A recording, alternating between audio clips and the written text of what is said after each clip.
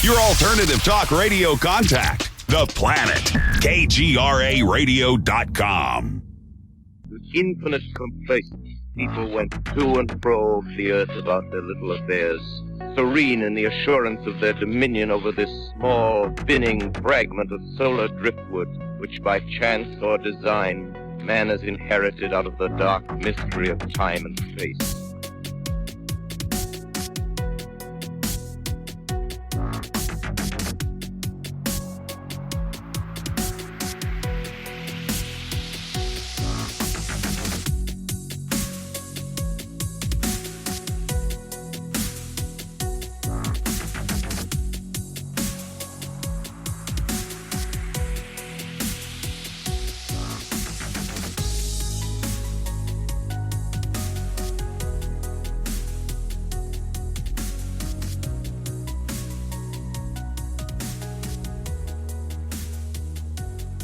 So on this edition of Into the Fray, I have on with me Mike Brown, and he is, of course, of the podcast Pleasing Terrors. Mike, welcome to the show. Thank you for having me. So we've been back and forth for quite a long while, and it is long overdue that I finally got you on. So thank you so much for joining us. And I didn't realize something about you, that you had been doing the ghost tours there in Charleston, South Carolina for over 20 years. Yes.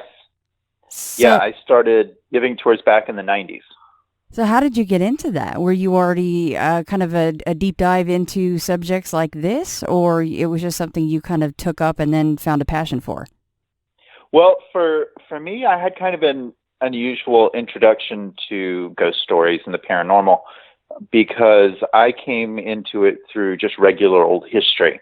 I started off giving regular history tours in Charleston, and it was doing a lot of research on different topics, Civil War, the American Revolution, and whatnot. And it was while I was doing some Civil War research here in Charleston that I came across some sort of interesting and creepy stories about a local building called the Old City Jail, and about Union POWs seeing an apparition in while they were captive inside the jail. And that was one of the things that got me started down the road of ghost stories and folklore. And I was listening to a little bit of the episode A Creepy Door Room just to refresh my memory of that place. Now, that was, in fact, about the Old City Jail, right? And the guys, yes, some of the early days there seemed extremely arcane, and they would use maybe old school methods of torture on some of these people that would be in the jail, correct? Absolutely, yes. One of the sidelines of the jail, one of the ways that they could generate an income was by manufacturing coffins.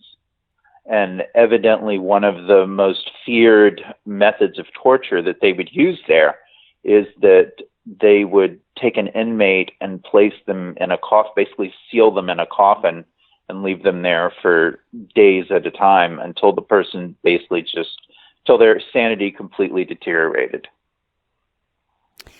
That is pretty much the most horrible thing I can think of, being locked in a coffin and not being able to come out. I think, what was it, Ryan Reynolds that did a movie about that, right? And poor guy, they thought they found him, and then turns out they did not find him. Besides locking them in coffins, what other things would they do to people that were locked up there? Well, they would whip them. They would also execute people on the ground. So hangings were fairly common there. It's just the Old City Jail is just an awful place. It's like something out of a Stephen King novel. And I purposely didn't look up a whole lot about the history. I just like to kind of be slightly surprised, but I also don't know what this place looks like, and probably a lot of the listeners don't either. So if you could kind of describe, is it as a smaller building? Is this a larger place? No, it's a large building. The Charleston Old City Jail looks like a haunted castle. It is built in the Gothic style of architecture. It looks like something right out of a movie. And what makes it even more disconcerting is that it sits in the middle of a residential neighborhood.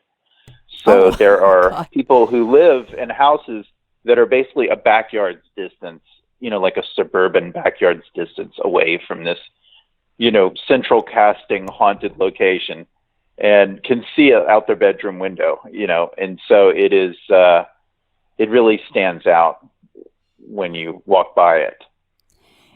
And it has a history to match. I'm sorry, what was that, Mike? I was just going to say it has a history to match its appearance. Yeah, it sure sounds like it. Now, what about the neighbors around there? Do they experience any bleed over from the activity from the building? Do you know? Yeah, certainly you hear stories of people walking by on the sidewalk who will catch sight of things through the windows. That's a pretty common occurrence. And they give tours there nowadays. So there are lots of incidents, and probably most of the incidents now occur in and around the tours. And are those given like a few times a week or nightly? Yeah, just about pretty much nightly. It's cool that they would be open to doing something like that. Is that the only thing that the building is there for now, is just these tours that go through it? Well, believe it or not, there was a plan recently. I'm not sure if they're still hoping to do it, but they were wanting to convert the building into office space. Oh boy. But I'm not really sure how much interest there is in that.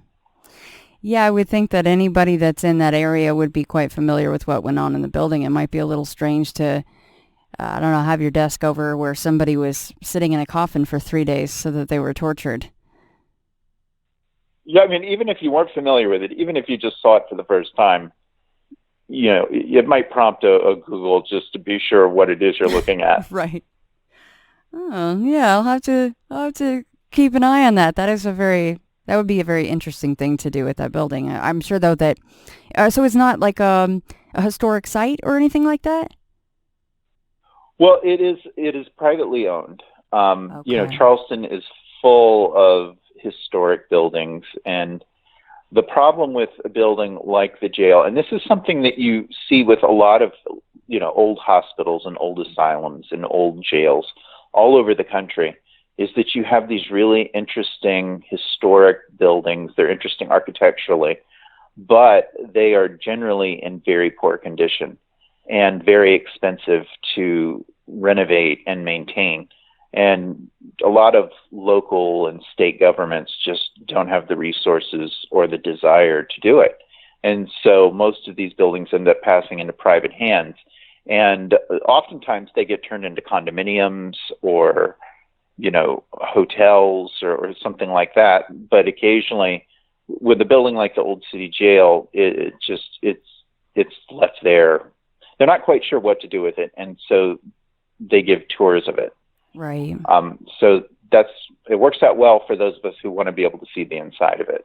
And the thing about that particular building is that it really hasn't changed much on the inside. It looks pretty much the way it always has. Mm. Is there still some of the original fixtures or furniture or any of the bars and things like that are still basically intact? Yeah, if you go inside that building, the bars, the cells, all of that stuff is still there. There are some older items inside. There's a creepy wheelchair there, which is really disturbing. But other than that, not much in the way of furnishings or anything have survived to the present day. But but it is it loses none of its personality on the inside. That's for sure. I think I know what kind of wheelchair you're talking about. One with the massive wheels and the very tall, straight wooden back on it. Those really old ones. Just has an air about horror it. Movie. Yeah. yeah, exactly. You're waiting for the little guy from Saw to come out on a bicycle and just start talking to you. Which reminds me of your logo, by the way. Incredible logo for your podcast. I love it. So I guess then would the fear be that whoever owns this privately is obviously making a little money from the tours, but they might be able to make a lot more money if they just sold the building with the land so that whoever then took it over could either tear it down or turn it into something else, right? Well, in Charleston, it's very hard to tear anything down. Okay. Especially anything with historical value. And the current owner of the building is a developer who bought the building to try to preserve it. So it's, all the intentions are good. It's just a question of the execution. Can they figure out a way to make it work long term? Does the private owner, since he's a historian, do you know if he bought it because of the fact that it was haunted, or have you ever spoken to that person, or is he interested in this stuff? I've not, but from what I understand, the building was purchased, but mostly because it was historical. Yeah. And they wanted to try to figure out a way to save it. Well, that's cool. There are still some people that are into saving those kinds of things instead of, like you said, tearing something down and building modern condos or something. Mm-hmm. Well, I know that you wrote me and said that you got to spend a night there by yourself. And it sounds like, yes, from what you said, no one else has been able to do that. Were you able to do that because of the fact that you have been ingrained in doing the tours and in the area for so long, and they knew who you were? Yes. Well, first, I think no one else has wanted to do that. That could be it too. Yeah. They're like, okay, Mike, if you want to, buddy, go ahead. And really, even with me, it wasn't so much my, desire to spend the night there alone. It was just the shortage of volunteers to stay with me. Okay. But it was, there's a company called Bulldog Tours that they sort of manage the jail, and they offer tours of it. And even now, tonight or in the near future, you can go there and they would be able to provide a tour or a paranormal investigation of the building, which is kind of cool. And so in Charleston, we have a number of different tour companies that offer ghost tours. And some of us have been doing it a long time. And even though we're competitors, we're pretty friendly. And so Bulldog was very gracious in giving me the opportunity to spend the night there. So that was in 2017 where you had your solo trip. And then I also wanted to touch on the trip from last year, which you mentioned as well. Yes. But yeah, if you could talk a little bit about your night alone there in the Old City Jail. Well, it was a really interesting night. I'd done a lot of preparation for that. A lot of interviewing people, a lot of, going on the tours and talking to the people who are around the building a lot. And, that building, which dates back to 1802, just for a little background for anyone who is curious to know more about this building. Like I said before, it has a history like something out of a Stephen King novel. And on that site where the jail still stands was originally a graveyard, and it was a graveyard out in the woods outside of town, and it was a place where they would bury criminals and strangers. And it was there on that site in 1740 that they built a warehouse for storing gunpowder.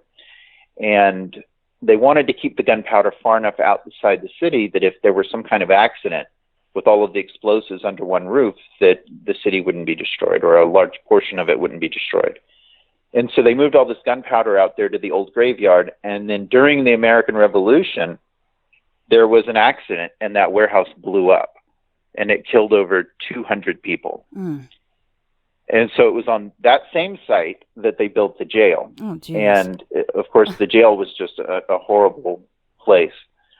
But there's a lot of history there and lots of ghost stories and sort of weird stories.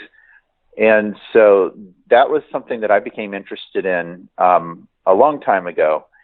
And I went on a tour of the jail. I'm around haunted locations all the time, especially with the ghost tours. But I went on a tour of the jail, and that was one of the first times that I personally really felt something. I step in a room and you could just feel something there. And that was what really cemented my decision to try to spend the night there. And it was quite an experience. You know, it ended up being much more than I would have anticipated, especially I think because I was alone. And, you know, I wasn't going in with the mentality of like, I want to document and prove or disprove anything. I just wanted to go in and experience it, and then we'd write an episode for the podcast about what that experience was like. Mm-hmm. And it was really scary, to be honest. I mean, it was terrifying to be in a place like that all by yourself, not another person, and especially to have your brain preloaded with all of the horrible things that have happened there. It was a long night. So, I mean, would you describe yourself as someone that's quite sensitive and that things tend to happen quite easily when you're around locations like this? No, in fact, quite the opposite. I tend to consider myself to be not very sensitive at all, which is actually a nice thing considering how much time I spend around haunted places. Right. But on certain occasions, there have been these moments where even I could feel something. And one of them was inside the jail. And that was when you were there by yourself? Yes. Mm-hmm. Did you hazard to say that, this was a bad idea, maybe I need to just go ahead and leave kind of a thing? Or how bad did it get? Well, it was, being in there that night, first of all, even before I was left alone, on the last of the tours they were giving that night, there was a teenage girl that was attacked by something inside the jail right in front of me, in front of a whole room full of people. They were conducting their last tour for the evening, and we were standing on the ground floor of the jail. And it's probably 6 or 7 people standing in this room, and it was February, so everybody's wearing jeans and dressed fairly warmly. And in the middle of this group of people, in the middle of this room, let me preface this by saying there's a long history in the jail of people getting scratched. And as of that night, that was something I'd heard about. I'd never witnessed it.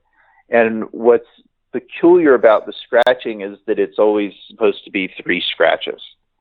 Never just 1 or 2, but 3 parallel scratches. And so I'd heard about that, and I'd never talked to anybody it had happened to, and I just thought it was another, one of the stories of the jail. So as we're a crowd of like 6 or 7 people standing in this room, all of a sudden this teenage girl standing in the middle of the group just starts screaming and grabbing her leg. And her mother pulls her into a side room and then comes back a minute or so later and shows on her phone she'd taken a picture that this teenage girl had 3 scratch marks all the way down the inside of her leg, from thigh to ankle. From thigh to ankle? I was, oh my goodness. From thigh to ankle, all the way down the inside of her leg. And I was just floored by that. And then, of course, 15 minutes or so later, they were like, well, we're going home. Have a good night, Mike. and that was the beginning of my night alone in the jail. So what sorts of things did you experience while you were there by yourself? Well, lots of sounds.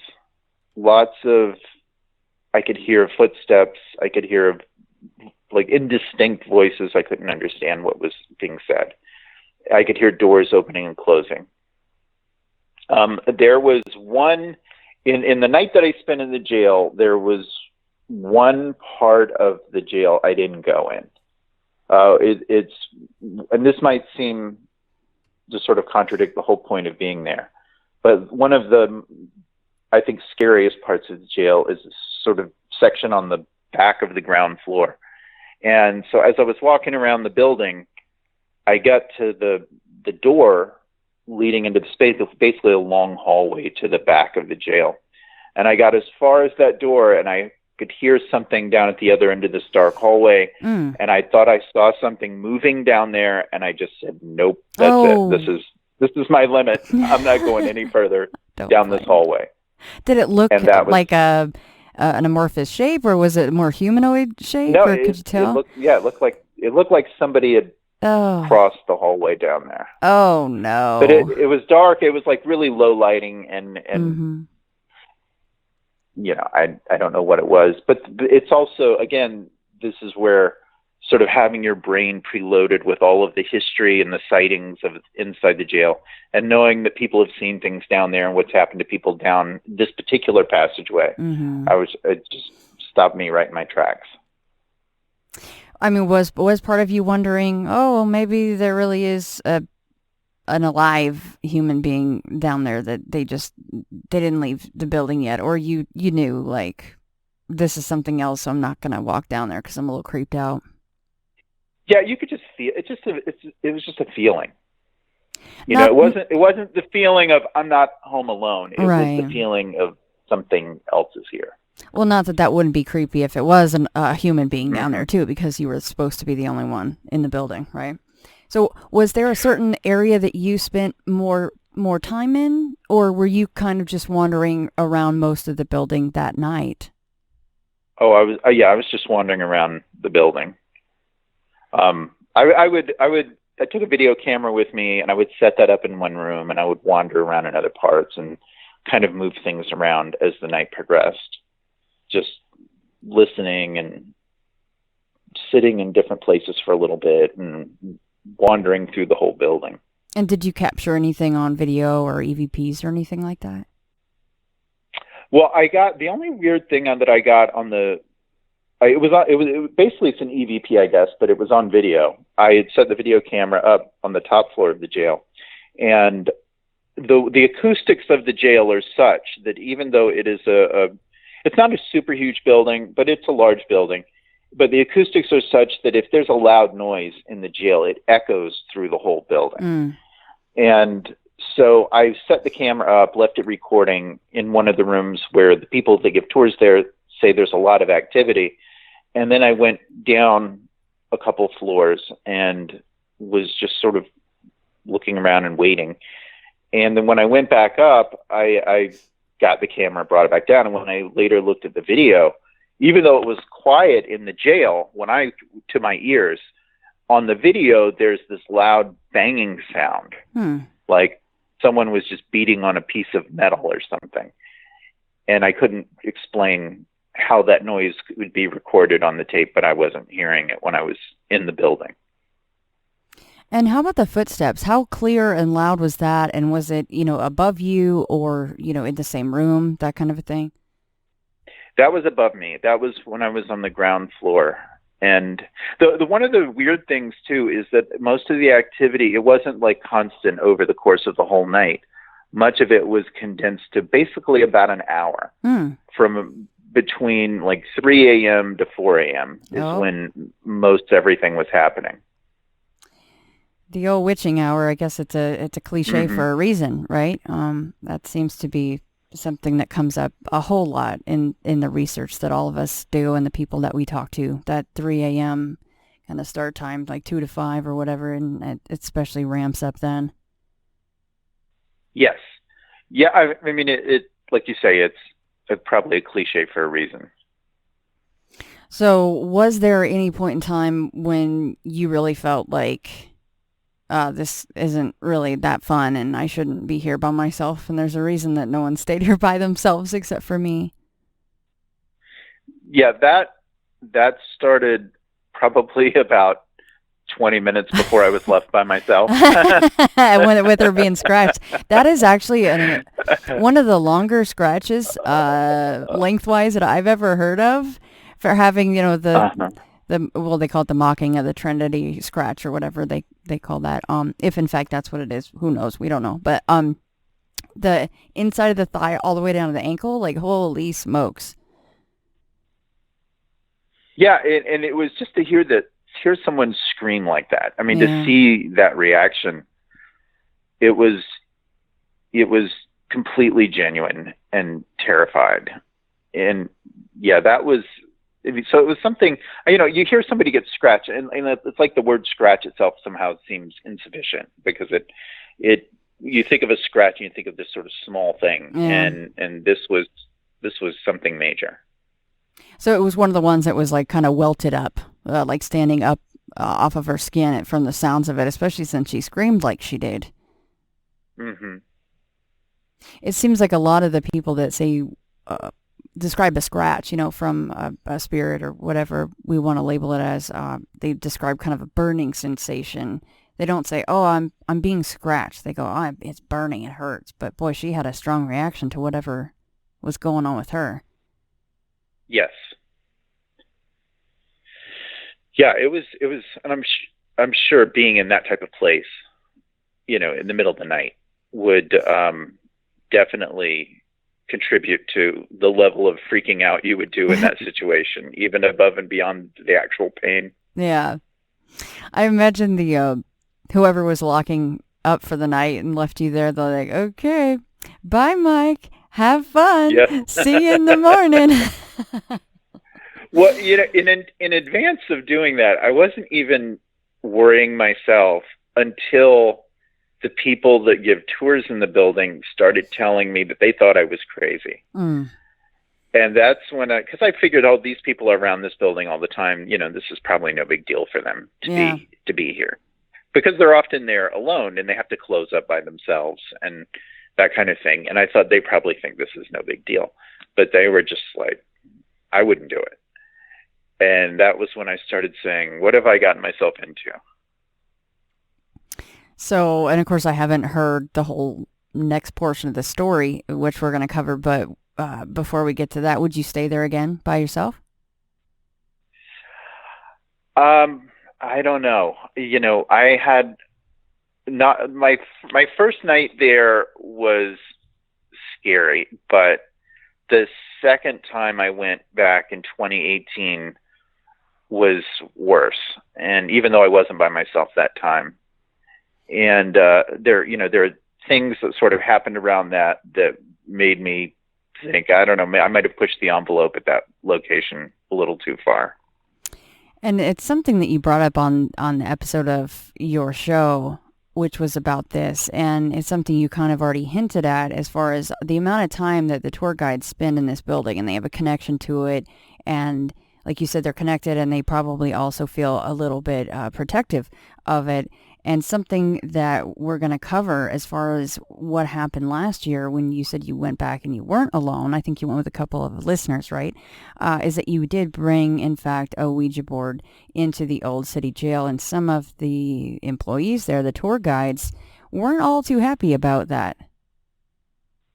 Yes, some of them got very upset at the thought of bringing a Ouija board into that location. And by the way, just a quick side note, that one of the things that the tour guides told me that give the tours there is that they have to take breaks. They have to every once in a while they have to take a few months off of giving tours there, because just being in that building on a regular basis, I guess cumulatively, it can get to be too much.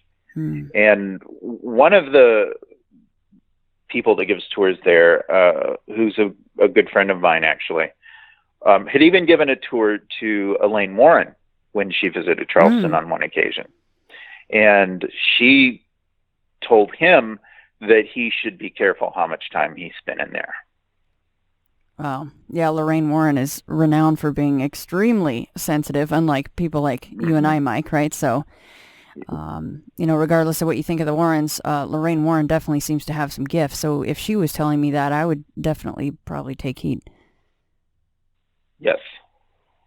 All right. So as far as the Ouija board goes specifically, prior to this, and I know I'm kind of hinting around it, everybody, I'm sorry. I will let Mike tell this story very soon. But what was your thoughts on the Ouija board prior to this, this incident, this trip to the Old City Jail? Had you used one before? What were your general thoughts about those? Well, I had never used a Ouija board prior to that location, or prior to that instance, but I had done an episode for the podcast on them. And the episode had sort of focused more on the scientific explanation for using the Ouija board. I think it's called the idiometer effect or something like that. but it's that it's the notion that basically when you use a Ouija board, you're talking to yourself, Mm-hmm. and that your brain is moving your hand around. You're just not aware of it.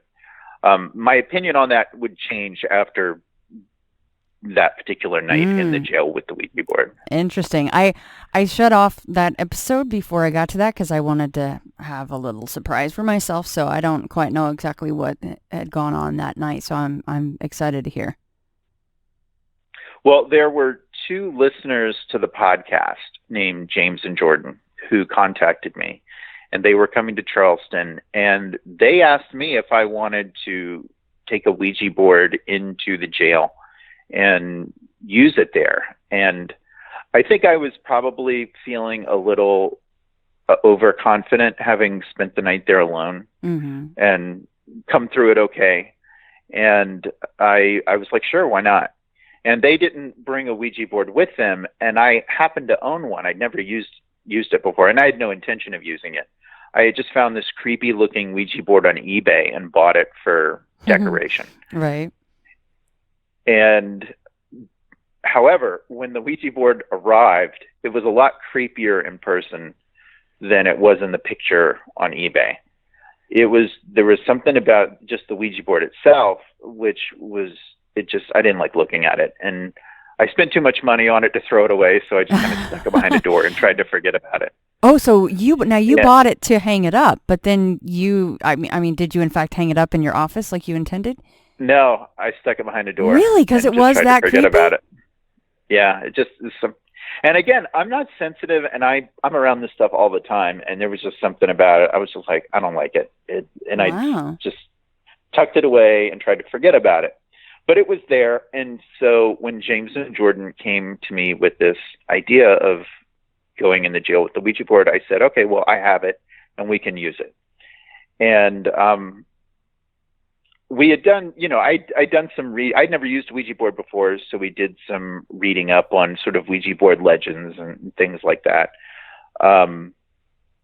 Things like, how to close the board and how important closing a Ouija board is. And that when you close the Ouija board, that you say goodbye and that you pull the planchette to the word goodbye to sever the connection, because otherwise you might leave the connection open. Or the idea that if the planchette goes to the end of the numbers, the end of the letters, and starts going backwards, that means that whatever you're talking to is trying to use the board to connect itself to someone there. So we read up on all of that stuff. And then on a Saturday night, we went back into the jail. I went back into the jail, and I took James and Jordan with me. And the plan was actually to Facebook Live it. So the plan was for James and Jordan to use the Ouija board, and I was going to Facebook Live them using it. Mm-hmm. And we went, and my biggest concern was, okay, we're going to do this live, so obviously nothing is going to happen, and this is going to end up being really lame. Mm-hmm. And it turns out that wasn't going to be the problem. And we tried to find, even in this awful jail, we tried to find, okay, what is ground zero? What is the worst place in the jail? And it turns out there was a room in the building that I didn't even know existed when I spent the night there. And it was a room that's down that one hallway I didn't go down. And the reason I didn't know about it is because the people that give tours in the jail don't talk about this room. They don't go in there, and they keep the door closed. They call it the creepy door room, which is why I titled the episode that. And so we go in that room with the Ouija board, and the room is empty. It's just an empty room, and we have 2 folding chairs, and James and Jordan are sitting there facing each other with the Ouija board in their laps, and I'm standing next to them with my phone, Facebook Living it. And James starts asking questions. Is there anyone there? Is there anyone that wants to talk to us? And after a minute or so, the planchette moves to the word yes. And then he asks, are you alone? And the planchette moves to the word no. And then he asks, what do you want? And it spells out the word free. And at that point, James starts complaining that he feels nauseous, that he feels sick. And so they close the board and we go outside the jail for half an hour to take a break. And then 30 minutes later, we come back to do it again. And James is still not 100%. So now his girlfriend Jordan is using the Ouija. She's the talker this time. And so she starts asking the same kinds of questions that he was. But now the planchette's just going to random letters and numbers, and it's not making any sense. Until finally it spells out a word. And the word that it spells out is James. Hmm. So our take was that it didn't want to talk to her, it wanted to talk to him. And at that point, James starts freaking out. And he says, I want to quit. And the planchette goes to the word no, and then it goes to the letter Z and starts going backwards through the alphabet. And at that point, they close the board right away. So that was particularly frightening, being in there watching that go down. I mean, so why would James and Jordan, where did that idea come from for using a Ouija board? Is that something that they had done often, so they liked that method? I think that they were just listeners to the show, and I think they just got this crazy idea that, oh, this would be cool.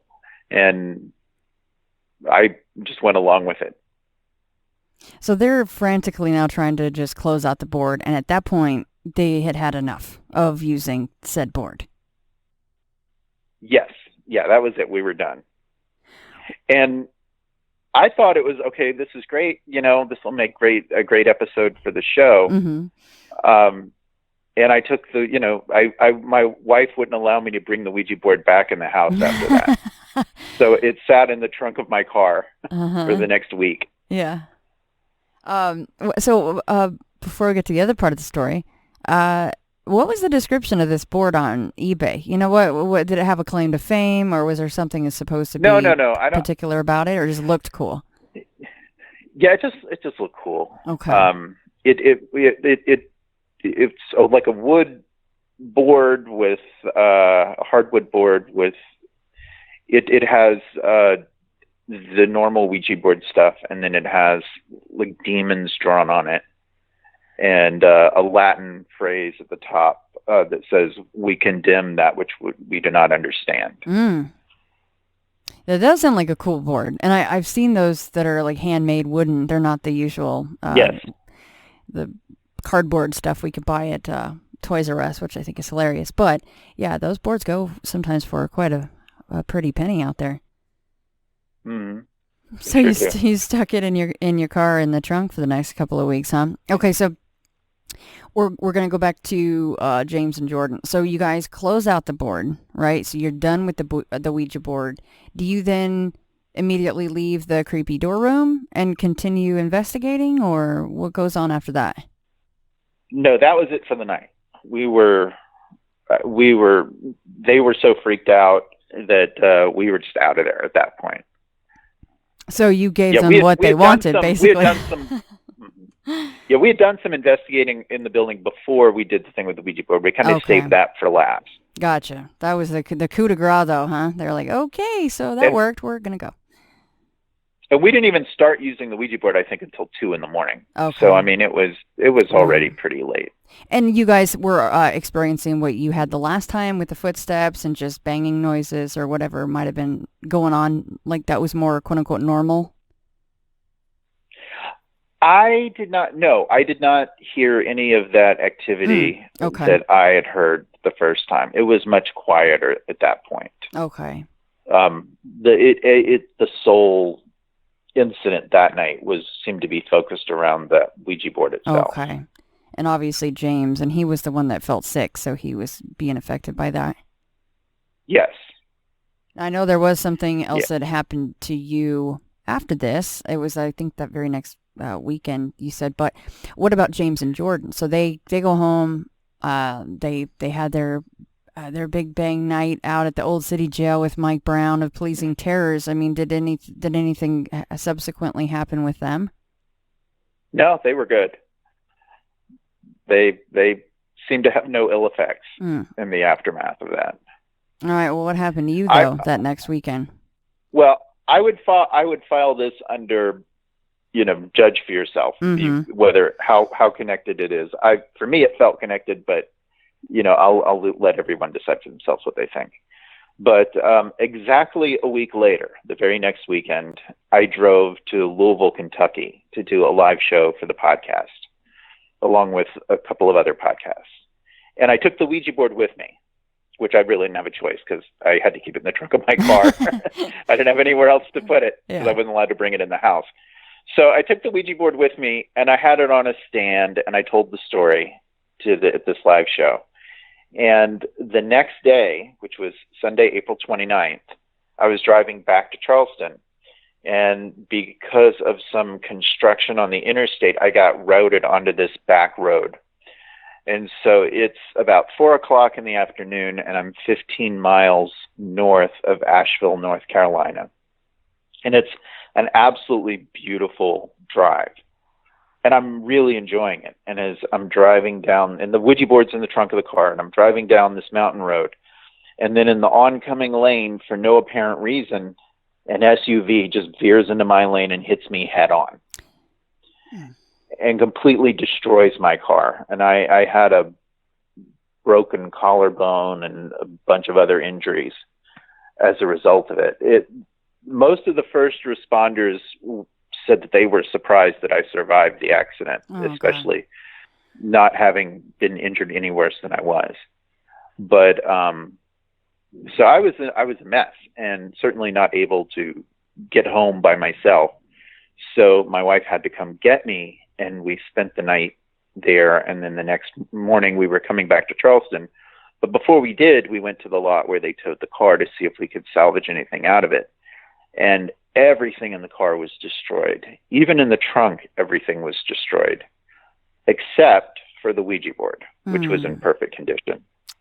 And at that point, my wife said, "Yeah, that's not coming home with us." And so that was the last time I saw it.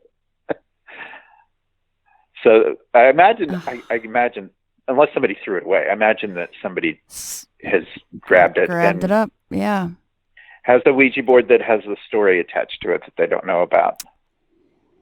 Probably best that they don't. But of course, I don't know, most people would see the car all in a heap of a wreck and see the Ouija board in such lovely condition. Make the connection. Yeah, and be like, yeah, we should just leave that in the damn trunk there. I didn't realize that. Okay, so I kind of felt like I made kind of light of something happening that next weekend. I did not know that you had actually got into a head-on collision because, oh, holy cow. Okay, I was not expecting that. And like you said, who knows, but it's up to the listeners to decide. But, and what about the other? It felt connected to me, but that's entirely subjective. Right. What about the other driver? Like, did they fall asleep? Were they drunk? What was the deal with that person? I mean, I never found out. After the accident, it moved into the world of lawyers and insurance companies, right? And I never, no one ever told me what was the cause of it. Well, it's obviously the demon attached to the Ouija board. We already know this, Mike. We already know this. I think it was offended that you never hung it up. Maybe that's the whole reason.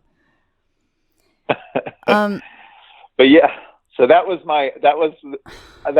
left with the feeling, I may have pushed the envelope too far, right, at the old city jail. So I haven't been back since then. Now when you went to that live event, did it ever, did you bring it out and use it, or did it always had stayed in the trunk once it was always stayed in the trunk of the car? Wow. And I didn't use it at the event. I just had it on stand, right, as a something to see while I told the story. Right.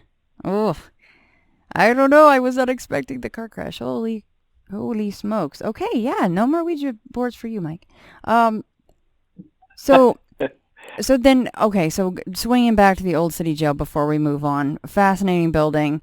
I personally would love to go check it out because I, like you, I always say I'm about as sensitive as a rock. I can go to a lot of these kinds of locations and nothing ever happens to me, which some people go, okay, we'll be happy about that. But then, a lot of times I'm like, well, I kind of wish something cool would happen. When you go somewhere, the hazard of it is that you might be expecting something, but sometimes I do, and then still nothing happens. So I don't think that's a slight on the location, but I do think that some people are far more receptive to it than others. So I am not. I mean, if the situation presented itself again, I mean, since obviously there's been so much personally that's gone on with you and the Old City Jail, is this something that, maybe you might touch upon again or go back with a group or whatever it may be? I mean, even during a Facebook Live, which can be quite hazardous because you don't know, usually you're like, well, this will be boring. I totally get where you were coming from with that, but it wasn't, because you guys were starting to get all that action on the Ouija. So I don't know, what are your thoughts on that place now? Would you go back and do it again? Probably. I don't know if I'd want to go back alone. Right. But probably. Okay. It is. And one of my motivations for going in there, because on the tour, whenever I tell this story, that's, people always ask me, what were you thinking? Why did you want to do this? And I've been giving ghost tours for 20 years, and as a not particularly sensitive person, I spend my time talking about things that have happened to other people. Mm-hmm. And my thinking was, I want to, and this is not necessarily a good line of thought, but I was thinking, I want to put myself in sort of the ultimate exposed position. I want to go into this place that is super active and super scary, and I'll be there by myself, all alone, in the middle of the night. I mean, with no barriers whatsoever between me and something happening. And because you don't really often hear of anybody doing anything like that alone. Right. And so I was like, I'm going to just be there and wide open, and we'll see what happens. And so that was kind of my motive to go in there in the first place. Yeah. So maybe the second time was one time too many. Well, and it does make you wonder, though, because, if James is in fact more like a Lorraine Warren type, and he was maybe the catalyst and opening the door or whatever. I mean, it's all conjecture anyway, but, if it had been another couple, or, James wasn't as sensitive, maybe none of that would have happened at all. So it is interesting to kind of go down the different permutations and lists of what may have gone on, which we will never know. But yeah, sorry to ask that question twice, but after hearing that whole story, then I was like, well, I wonder if you would go back in if, you had other people there with you. But that time was the more eventful. So, all right, well, let's swing back to... I'm sorry, Mike, go ahead. Oh, I'm sorry. I was just going to say, on a quick side note, there's only been one other place where I've ever had sort of that feeling that I've been. Sort of the feelings that even when I spent the night in the jail, there's only been one other time where I've had a similar incident like that happen. And it was completely on the other end of the other extreme. There was, in January of 2018, my wife and I went to a Killers concert in Duluth, Georgia. And we were staying at this motel, near this mall. And we got up the morning after the concert, and we had some time to burn. So we were like, oh, let's just go over to the mall and walk around. And we go into this mall, and it's called Gwinnett Place Mall. And there was something in that mall that felt a whole lot like the Old City Jail. And the mall itself it's this sort of mall that's seen better days. Half the stores are closed. And this was like 11 o'clock in the morning. Places should have been open, but even some of the stores that weren't empty were still shuttered. And there was this palpable, awful feeling in this building. It's hard to describe. And even my wife felt it. She was like, we need to get out of here. We need to leave this place. I don't want to be here any longer. And it was such a contrast, this horrible feeling, so much like that of the jail, where awful things happened, but it's such a mundane location. Right. And so later that day, I just Googled it out of curiosity. And it turns out that a month earlier, they had found a body in the food court of that jail. The food court's empty and abandoned. And they had found a body of a college student from Georgia State who went missing in October and was found in the food court in December. And so we were there in January.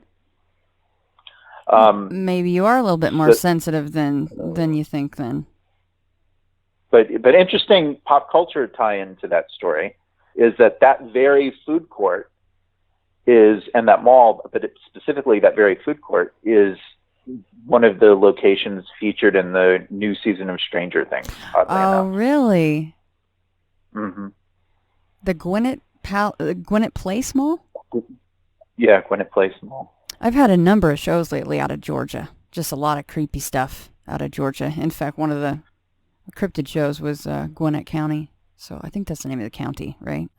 If I'm not mistaken. But yeah, a lot of stuff out of Georgia.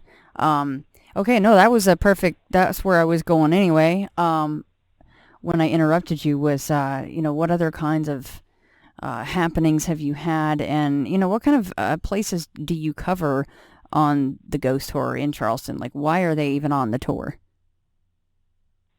Well, Charleston obviously is a very old city, at least, by American standards. And there's a lot of history here. A lot of bad stuff has happened here. So consequently, there's a lot of folklore here. And there's also a lot of sort of modern, paranormal activity here in terms of people in restaurants and libraries and hotels and so on, seeing and hearing and experiencing these paranormal events. And it happens fairly regularly. So what we do on the ghost tour is we go and visit some of these locations, and generally I'll talk about things that people relatively recently, within the past few years have experienced here, and then talk about the history and try to connect the two together to see if someone has seen something, that there's something in the history that might explain it. And then we also mix in some of the folklore, the legends, and the creepier stories from Charleston's past. What are some of your favorite locations and stories that are on your tour? Well, there is one location on the tour which this is, I don't know, I've never heard of anything else like this, but there is a specific spot on the tour where people on the tour routinely pass out. It's a gateway to this long alley that goes into a graveyard called the Unitarian Church Graveyard. And starting in August of 2013, I went there on a tour, and we were standing there, and I was talking about the graveyard and the ghost stories and so on. And one of the ladies in the tour group just collapsed on the sidewalk. And of course, being that it's August in Charleston, my initial assumption is not that something supernatural happened. Right. It's just that it's August in Charleston. It's really hot and humid. So somebody fainting is not out of the norm, or not surprising or anything. But then, and it didn't happen again in 2013. It didn't happen again at all in 2014. So I thought, that was just some isolated incident. But then in 2015, it happened 4 times on tour, all in the same place. And that was when I thought, okay, well, this is really weird. Right. And then in 2016, it happened 6 times. Whoa. And in 2017, it happened 6 times. And then last year it was 3 times, and so far this year it's been 3 times. So, Jeez. So it's happened so much now that I can usually tell when it's getting ready to happen. Oh. And sit the person down before they actually pass out. They just get a look about them, or they just. Yeah, you'll have someone on the tour who's engaged. They've been asking questions. You can tell they're attentive. And all of a sudden, we're standing in front of the gate, and you notice now they're standing at the very back of the group, and they're leaning against the street light, and they have a distressed look on their face. and you could just see it getting ready to happen. And usually when I see that now, I'll just stop and I'll say, okay, we're going to go back across the street and sit everyone down, right? Because I certainly don't want anyone to get hurt. So what are the descriptions from these, the victims, basically, as far as, what they were feeling or thinking at that time? Well, starting with the first one in 2013, that particular lady, some people in the group, it was a church choir, oddly enough. And they helped her back across the street and set her down on some steps. And after a minute, she was fine. And she points at that gate and she looks at me and she asks, "What's in there?" And she went on to explain that she was sensitive to what she called spirits. And she said whatever she felt behind the gate was really powerful. And she wanted to know what it was. So that's been a fairly consistent thing that's happened. And that graveyard is supposed to be haunted by a woman in a white dress who's seen walking through the graveyard and has been spotted there on many occasions. And that's kind of an interesting story because there are a number of theories as to who the woman is. My favorite theory, which ties into a bit of Charleston folklore, is that it's supposed to be the ghost of Annabelle Lee, of the famous Edgar Allan Poe poem. Or it's supposed to be the ghost of the woman who inspired the poem. But that is a very active location. So how many of your tours have people actually spotted her, or they swear they've seen something? So you haven't seen possibly the ghost of who we may think is Annabelle Lee, right? You've never seen the lady in white? No, I'm standing right there, and I don't feel anything. But people in front of you are going, "I see her, I see her." Or no, they're just. It's never so much I see her as it is. It's like they suddenly just get overwhelmed and they start to pass out. It does make you wonder if maybe that is tied into where they do end up seeing her, but then because they pass out, they forget. I don't know. That's a stretch, but. Well, yeah. The other thing, and this is something that people often raise when I mention this on the tour, is it me am I planting the suggestion in their minds if I tell a group of people, "Oh, this gate is where people pass out," and then we go over there and then somebody passes out, is this me sort of suggesting it to them? And, that's certainly a possibility. Though one of the instances where somebody passed out there was not a person in the tour group that I was talking to. It was a person in another tour group that was standing in front of the gate. We were across the street. And I just happened to turn around to see if they were still there. And as I turned around and looked, one of the ladies in that group passed out. So it's not specific to just me, and it's certainly not specific to somebody who's hearing me talk about it. Right. Well, that probably made you feel a little bit more, maybe vindicated is the wrong word. It's like a nanner kind of a thing, but maybe it did make you feel a little bit better, right? You're like, okay, see, it's not just me, not just me talking about it. Yeah, it's not. It's because I'm open to any explanation, but right. That was like, okay, wow, I didn't have anything to do with that one, so. You probably put your hands up like, see, not me. It's not me. Take me off the list, damn it.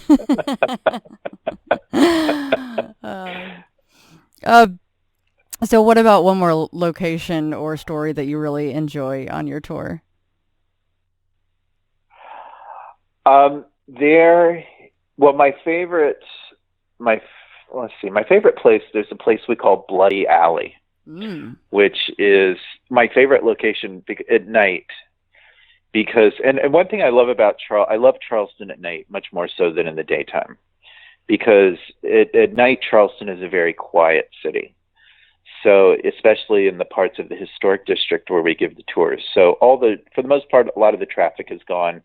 There's not even much in the way of pedestrian traffic. You can walk down streets sometimes and there's no one else there. It can be so quiet that you notice how quiet it is, and you notice how empty the streets are. And there's one location called Philadelphia Alley, which is thought to have been a location where duels used to be fought, and people were killed there. And it's a location that when I was a teenager, it was this sort of place where there were no lights in those days, and you would get dared to run from, because it's about a block long, this alleyway, and you would get dared to run from one end of this dark, supposedly haunted alley to the other.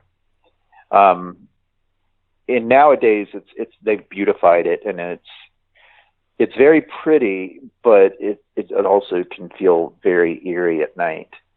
And that's another place where people hear things mostly, as opposed to seeing things.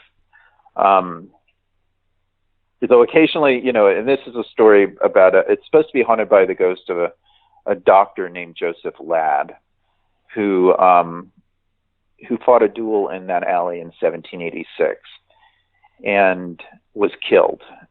He didn't die right away, though. He had a kind of a slow, horrible death because he was shot through the legs. And his ghost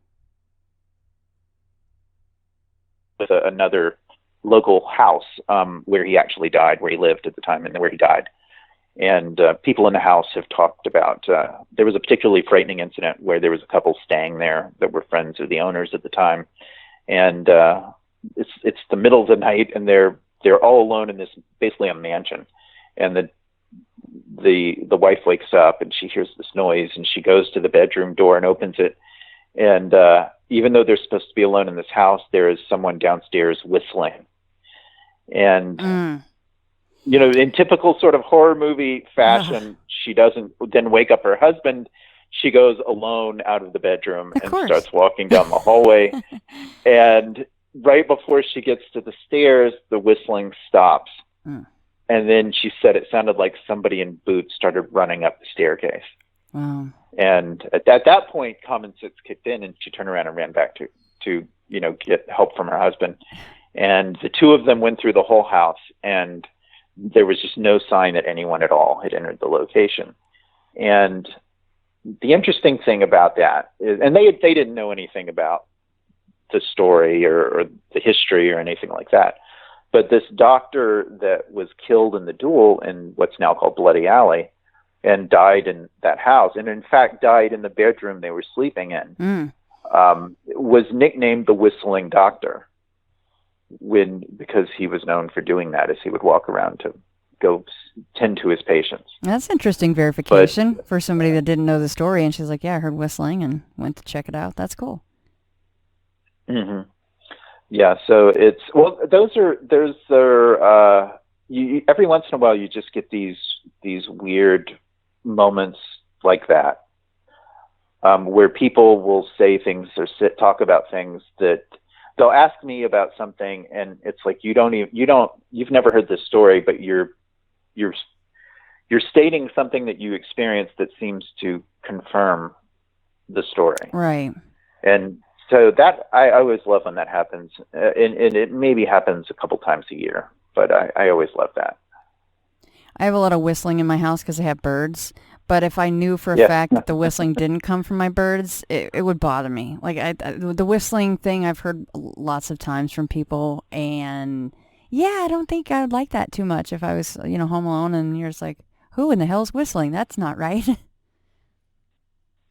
Yeah, and they were, after that happened, they went back to the family and they were like, they explained what had happened, and at that point, the family was like, oh, yeah, by the way, wow. This house is haunted.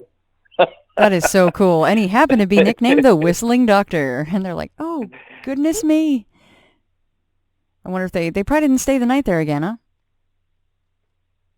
Yeah, that I don't know. I'm guessing not. She's like, that is a negatory. No. So they call it the Bloody Alley, huh? So do they? I mean, what kind of things are heard down that alley? Is it things like gunshots and hollering, or what kind of stuff's going on in the alley itself?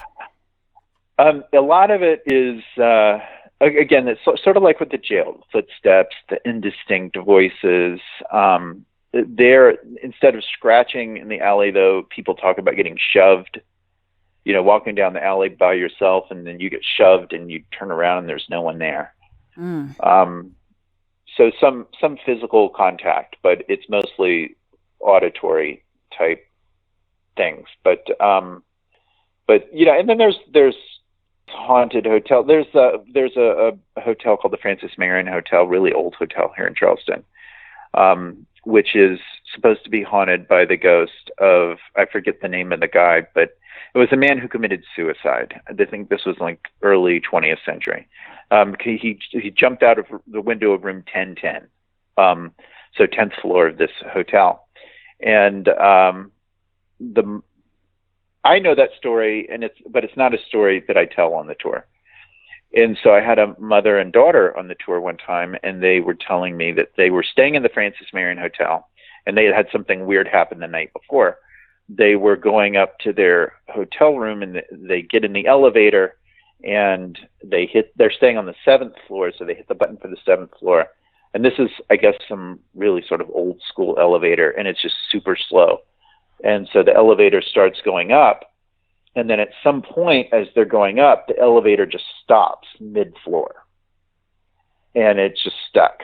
And they start hitting the buttons, but nothing works. The phone doesn't work. It's like they're trapped. And then all of a sudden the elevator drops just a few feet. And then it drops a few more feet. And then they said the elevator just shot up really fast.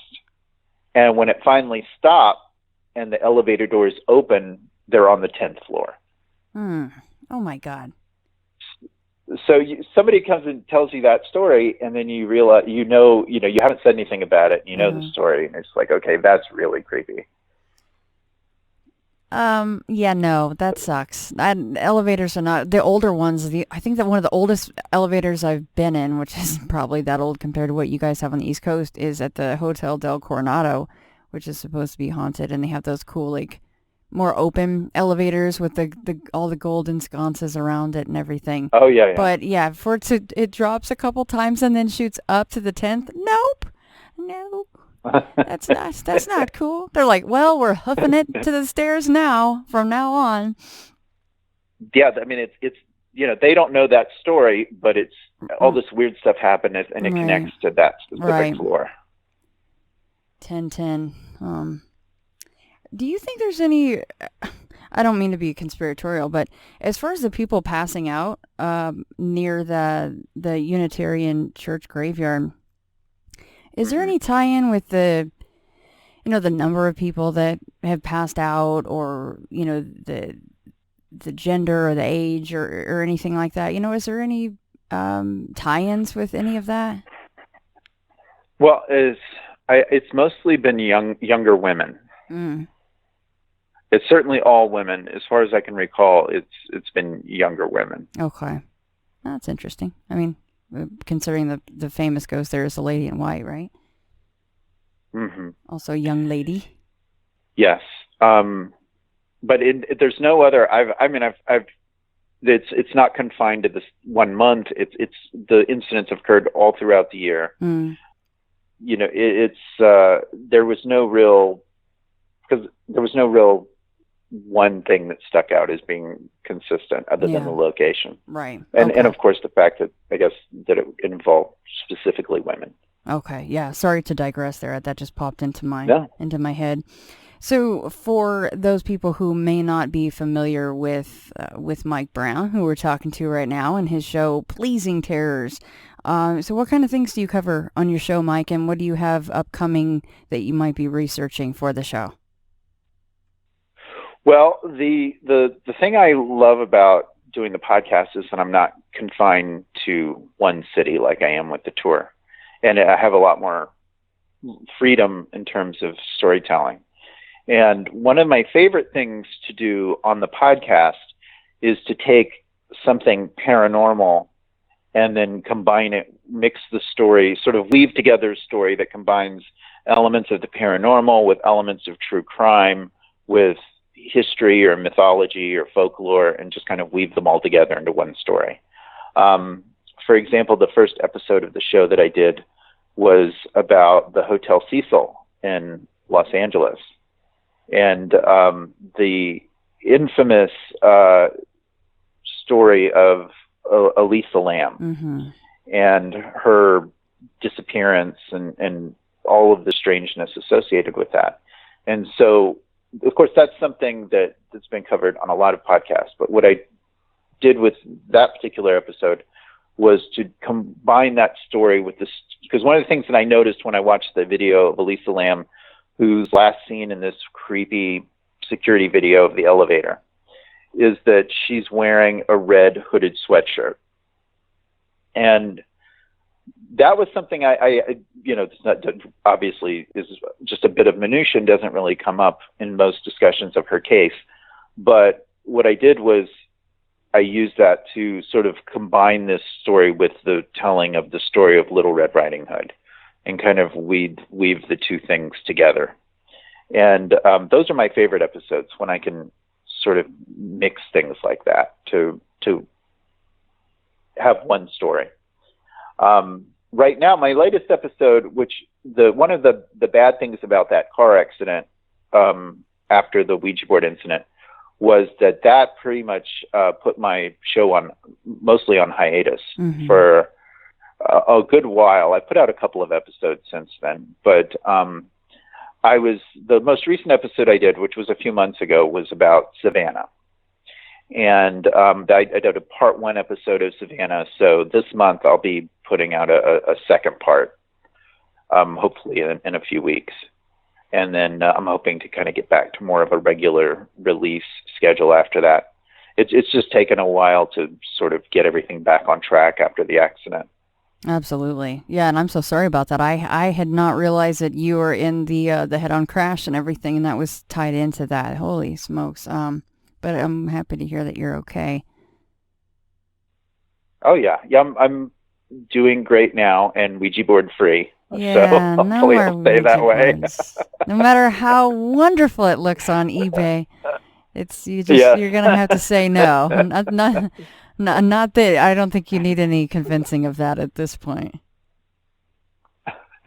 Yeah, no, I'm definitely on board with this. No more Ouija boards for me. You're on board with just say no to Ouija boards, yeah. So where can everybody find Pleasing Terrors, Mike? Well, Pleasing Terrors is available at all the usual podcast locations, Apple Podcasts, any of the Stitcher, any of the normal places you'd go to listen, for the most part. It's not hard to find. And then if anybody's visiting Charleston, I give ghost tours just about every night if you want to see some of these places. And are we allowed to mention the name of the tour company that you work for? Oh, sure. Yeah. Oh, sorry. Yeah. The company is Old Charleston Tours. Perfect. I will make sure to link those. The company is Old Charleston Walking Tours, but the website is oldcharlestontours.com. Oldcharlestontours.com. Awesome. And how many nights a week do you do that? Pretty much 7 nights a week. Wow. And you guys... Every once in a while I get a break. Yeah. Aw, you deserve breaks? What are you talking about? So did they run 7 nights a week? Is this like an hour-long tour or 90 minutes or something like that? So 90 minutes. Okay. Yeah. Very cool. If I'm in the area, I will definitely be bugging you to go on one of those tours. Well, Mike... Yeah, well, if you ever come to Charleston, maybe that'll be an excuse to go back inside the jail. See? Now I have a Ouija board that my friend Vance and Jennifer of the Caravan of Lord, they sent me the Stranger Things Ouija board. I haven't, really gotten it out and used it or anything, but much like what you were, intending to do with the other one, the sexier, kind of more original board was to hang it up, and it's left in a box and it's in my office up on my bookshelf. But yeah, I don't know how I feel about stuff like that, but if I come back and I can talk you into it, I think I should at least try. I could probably be convinced. We won't put it in your car or anything like that. We'll leave it very just unattached to a single person as much as we can, since we both claim we're not very sensitive. So we'll have to see about that. Sounds good. All right, Mike. Well, you guys enjoy the rest of your weekend out there, and I really appreciate you coming on with me.